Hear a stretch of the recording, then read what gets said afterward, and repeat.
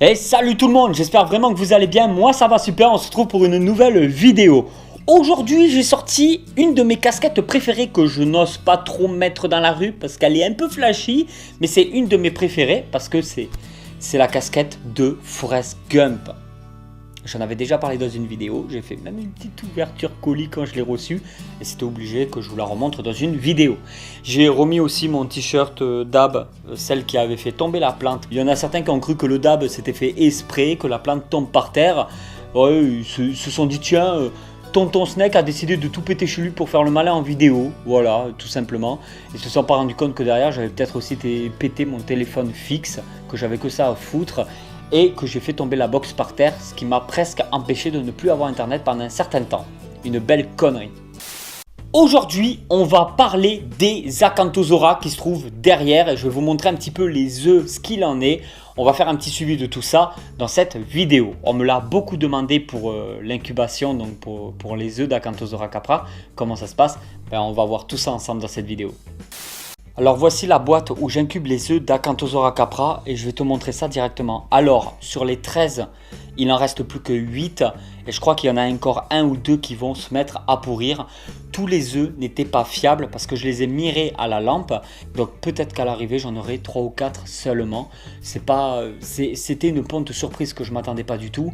Après il y a eu plein de critères à mettre en compte. Peut-être le trajet qui a stressé un peu la femelle, plein de choses qui ont fait que c'était pas du tout prévu à la base. Cette boîte là, je la mets dans un incubateur avec une température de 30 degrés. Là je vous montre juste vite fait et après je coupe la vidéo pour vite les remettre dans l'incubateur. Alors après c'est juste une boîte, il y a des grilles ici en tôle perforée, c'est ce que j'utilisais pour poser les œufs de Python Régis quand je faisais de la reproduction. Et ça c'est juste des cure-dents que j'ai coupés pour pouvoir un peu stocker les œufs. Il ne faut pas qu'en fait l'œuf roule. Un œuf de reptile ne doit pas se mettre à rouler. Contrairement aux œufs des oiseaux qui doivent être régulièrement, il me semble, retournés. Il y a des incubateurs exprès pour les œufs de poule par exemple qui tournent les œufs régulièrement. Si je ne dis pas de bêtises, je ne m'y connais pas du tout en œufs de poule. Mais pour les reptiles ça ne doit pas tourner. Et en substrat c'est de la vermiculite avec de l'eau du coup très humide pour avoir cette température, donc pour avoir cette hygrométrie proche des 100%. Et ensuite je mets un couvercle par dessus en faisant très attention que l'eau quand ça condense ne tombe pas sur les œufs.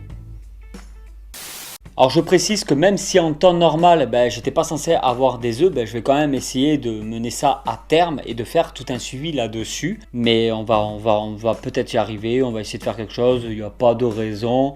Après je compte pas faire de revente, ni d'échange, ni de quoi que ce soit. Donc s'il y en a que 3 à l'arrivée qui arrivent à terme, 3, je pourrais les faire grandir. Alors là j'aménagerai tout un petit terrarium avec des plantes en essayant de nourrir les petits avec la bonne alimentation et tout. Il y aura des vidéos là-dessus bien évidemment.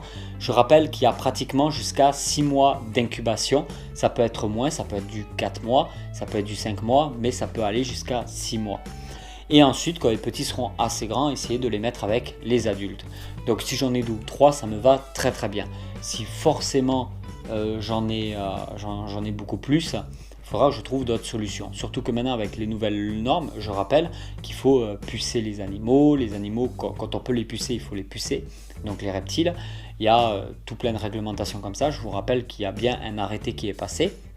J'avais fait une vidéo sur le sujet, certains sur Facebook m'ont pourri en me disant que je racontais des conneries. En attendant, l'arrêté il est bien sorti. Ça m'arrange pas plus que vous, mais au moins ça m'a donné raison. En attendant, j'ai payé une fortune. Le veto a dû venir chez moi, ça aussi. Je voulais vous en parler un peu dans une vidéo, mais j'avais peur que ça soit sujet à débat, tout ça, machin. Ça me faisait pas trop plaisir de voir quand il ingère directement la puce sous les écailles du serpent. C'est vrai que c'est pas quelque chose de très beau à voir, quoi. Moi, j'aime pas ça. Donc je suis totalement contre cet arrêté pour ceux qui me posaient la question. Après c'est un arrêté, il y a des normes, il y a des règles à respecter, il y a des lois, nous sommes dans un pays avec certaines règles, il faut respecter ces règles là. Et en plus de ça, comme je suis vidéaste sur YouTube, je suis le premier concerné parce que forcément je dois montrer l'exemple et je peux pas me défiler sur ce coup là. Je voulais carrément faire une vidéo sur le sujet. Dites-moi en commentaire ce que vous en pensez réellement. Peut-être qu'il y en aura une, mais bon, voilà, je suis pas très convaincu de tout ça. Alors avant de vous montrer Zacantosaura, je vous montre un petit peu les aquariums parce qu'à chaque fois vous me le demandez et à chaque fois vous me dites s'il te plaît tonton, fais-nous des vidéos aquariums, on veut plus de vidéos aquariums. Mais je n'ai que 2 aquariums, mais je sais pas quoi vous dire. Désolé pour cet accent que je viens de prendre et cette petite excitation. Alors c'est pour vous dire que par contre si tu habites dans la région toulousaine, j'ai une adresse business contact dans la description de toutes les vidéos de la chaîne.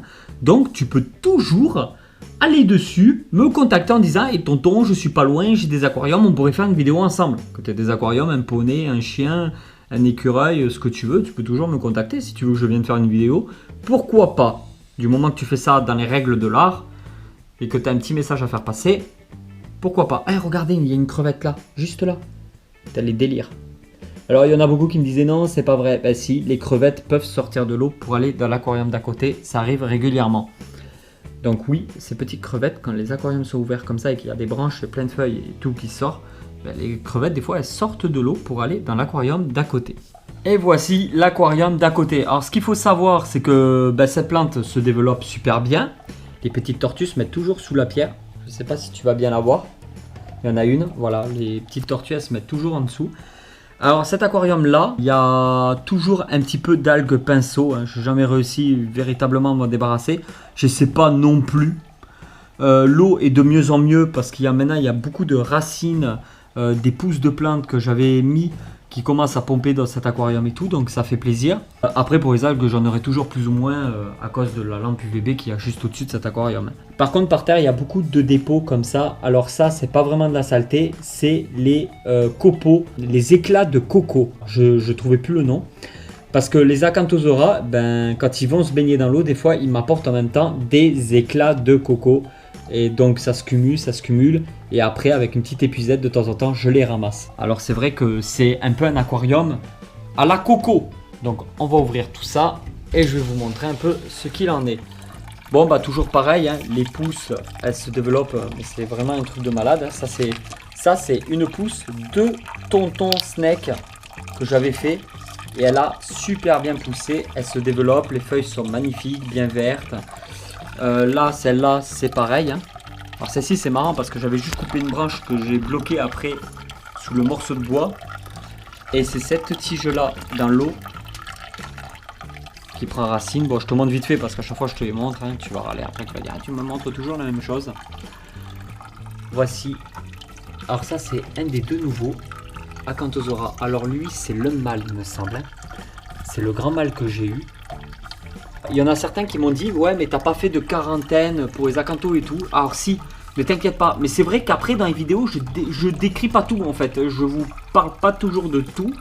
Mais oui, ne vous inquiétez pas, il faut bien effectuer une quarantaine. Et d'ailleurs tu as raison parce que j'aurais dû en parler en vidéo. On met pas comme ça des reptiles avec d'autres reptiles sans avoir effectué une quarantaine. Une quarantaine c'est un endroit préalable. Alors quarantaine c'est pour dire 40 jours. Et tu peux le faire 15 jours, tu peux le faire 3 semaines, tu peux le faire 2 mois, peu importe. Mais c'est surtout pour dire que en fait ton reptile doit être isolé de tes autres reptiles quand il vient d'arriver parce que tu sais pas si en fait il a peut-être une pathologie, une maladie, un problème, quelque chose. Il ne faudrait pas qu'il refile ça à un autre de tes reptiles si tu veux les faire cohabiter. Donc quand tu as un nouveau reptile, même pour les acariens, les problèmes d'acariens, des choses comme ça, quand tu as un nouveau reptile chez toi, je te conseille fortement de le séparer, de ne pas le mettre directement avec tes autres reptiles. Là, j'ai fait 5 heures de route pour aller les chercher. Donc, ils étaient dans des conditions vraiment extrêmes. Mais quand je suis allé les chercher, c'est un ami à moi qui avait établi la quarantaine, qui s'est occupé de tout pour moi. Et comme ça, moi, quand j'ai fait mes 5 heures de route, j'ai bu un café, j'ai pu dormir à l'hôtel, manger chez lui, récupérer mes Acanthosaura et après vous pondre la vidéo. Mais oui, il y a bien eu une quarantaine pour le couple d'Acanthosaura Capra. Alors, on voit bien les nouveaux parce qu'ils sont beaucoup plus peureux que les anciens. Eux, par contre, il n'y a vraiment aucun souci. Alors je rappelle aussi pour les plantes du fond, on me dit que c'est pas très joli d'avoir mis des fausses plantes. Je rappelle que c'était au tout début de la création de l'aquaterrarium. Pareil, on appelle ça un paludarium. Mais moi, j'ai pris la sale habitude d'appeler ça un aquaterrarium parce qu'il y a aquarium et terrarium. Mais on peut appeler ça un paludarium. Et en fait, comme j'expliquais, c'est qu'au départ, il n'y avait rien. Et du coup, j'ai pris la décision de mettre un mur végétal de fausses plantes en attendant de pouvoir un peu harmoniser tout ça parce que j'avais pas forcément les moyens de mettre des vraies plantes d'un coup dès le début. J'avais déjà beaucoup de frais. Donc j'ai fait vraiment petit à petit. Et quand il y aura assez de vraies plantes partout, j'enlèverai toutes les fausses plantes du fond. L'idée de base de cet aquaterrarium là, c'était de mélanger plusieurs espèces ensemble. Je savais pas trop où j'allais, je n'ai pas trouvé d'informations sur internet à ce sujet là. Et du coup, j'ai essayé petit à petit de faire plusieurs tests. Et il s'avère que les Acanthosaura capra sont vraiment une espèce super, assez simple apparemment à reproduire, qui s'entendent très bien en groupe parce que là nous avons quand même 2 mâles et nous avons plusieurs femelles. Je n'ai jamais vu aucune dispute chez les Acanthosaura capra, que ce soit le nouveau couple qui vient d'arriver ou les anciens que j'avais déjà dans l'aquaterrarium. Il n'y a vraiment aucun problème. Donc c'est un très bon candidat. Ensuite, nous avons donc les Acanthosaura capra. Nous avons aussi les poissons qu'il y a dans chaque aquarium. Nous avons dans un aquarium une écrevisse. Nous avons des crevettes dans les 2 aquariums qui s'occupent de manger les algues. Nous avons des tortues aquatiques. Il y a aussi des petites araignées de temps en temps. Il y en a une juste là. Je ne sais pas si tu vas la voir. Une araignée à longue patte, juste là. Nous avons pas mal de choses totalement différentes, même si l'araignée c'était pas prévu à l'origine.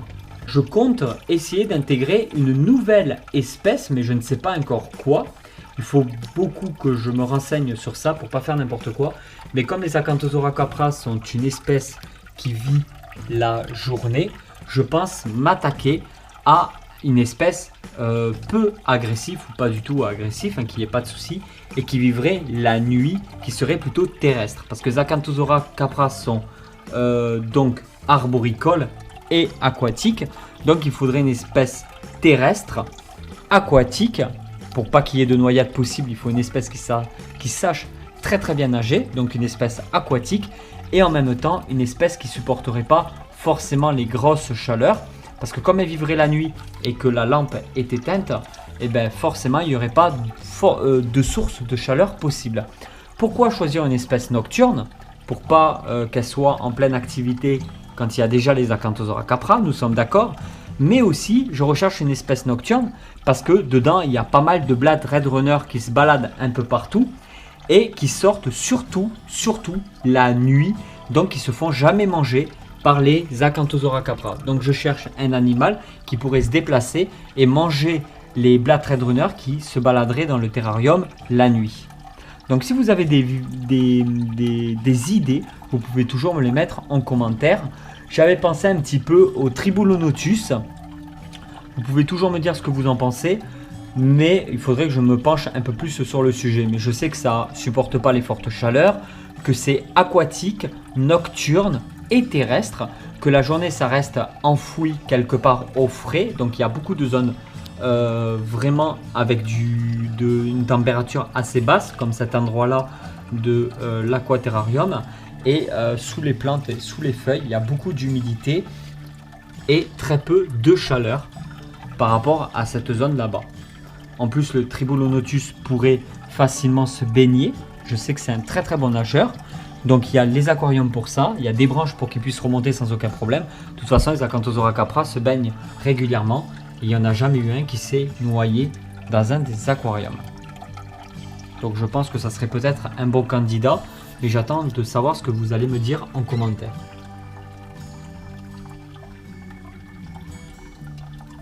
Bien évidemment, j'en ai toujours pas fini au niveau déco et plantes. Je compte mettre énormément de vraies plantes partout. Et beaucoup de branches en hauteur le plus haut possible. Genre jusqu'à 5 cm au-dessus du plafond. Donc à presque 1 mètre de hauteur.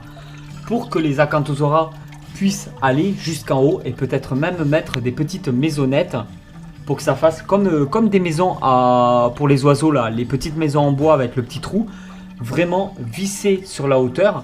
Comme ça, les Acanthosaura pourraient peut-être rentrer à l'intérieur, vivre à l'intérieur aussi, ou y dormir la nuit. je trouve que ça serait super intéressant d'avoir un peu un genre de canopée. Donc viser vraiment le haut du terrarium pour y mettre plein de cachettes, de branches, de bois et des plantes qui retombent d'en haut. Je trouve que ça serait énorme. Comme ça, on aurait vraiment la partie donc en hauteur, la partie centrale et la partie aquatique. Et voilà tout le monde, j'espère vraiment que cette vidéo vous a plu. Si cette vidéo vous a plu, vous pouvez toujours la partager sur les réseaux sociaux. N'oubliez pas que pour soutenir la chaîne, le mieux c'est de cliquer sur les vidéos de la chaîne. Donc il y en a 2 là, t'as qu'à cliquer dessus. Même si tu les as déjà vus, c'est pas grave. Tu vas aux toilettes, t'as cliqué dessus, moi je suis content. Et je vous dis à très vite pour une nouvelle vidéo. Allez tout le monde, ciao ciao.